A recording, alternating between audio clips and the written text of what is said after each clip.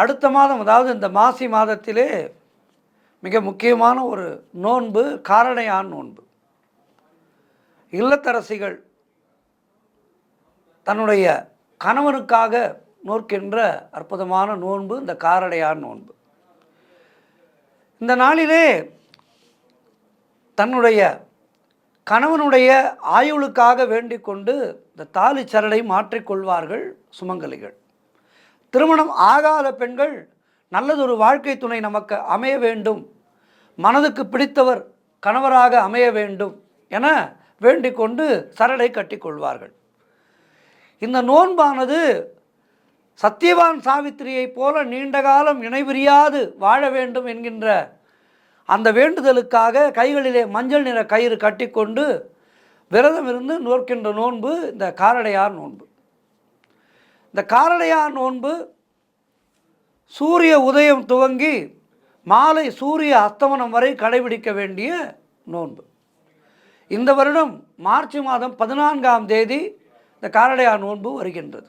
அன்றைய நாளிலே அதிகாலையிலே எழுந்து குளித்து நீராடி சூரிய உதய நேரமான காலை 6:40க்கு விரதத்தை துவங்கிவிட வேண்டும். அதே போல் மாலை சூரிய அஸ்தமனமான நேரமான 6:30 வரை விரதத்தை கடைபிடித்து நல்ல ஒரு முகூர்த்தமான நேரம் மாலை 5:30 மணிக்கு மேல் 6:25க்குள்ளாக நோன்பு சரடை அல்லது தாலியை மாற்றிக்கொண்டு பூஜை செய்து வேண்டிக் கொள்ள வேண்டும்.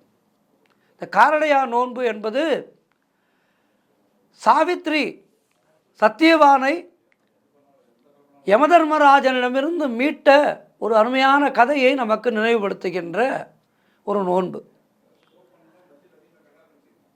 சத்தியவானுடைய உயிர் பிரிகின்ற நேரம் வந்துவிட்டது. ஆனால் எப்படியேனும் சத்தியவானை காப்பாற்றிவிட வேண்டும் என்கின்ற நோக்கத்தோடு யமதர்மனோடு போராடி தன்னுடைய கணவனை சாவித்திரி தேவி மீட்டாள்.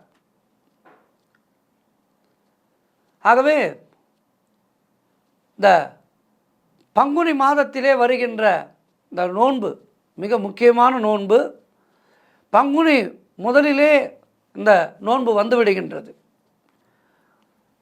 மாசி மாத கடைசியிலே பங்குனி முதல் நாளிலே இந்த நோன்பானது இந்த வருடம் கடைபிடிக்கப்படுகின்றது.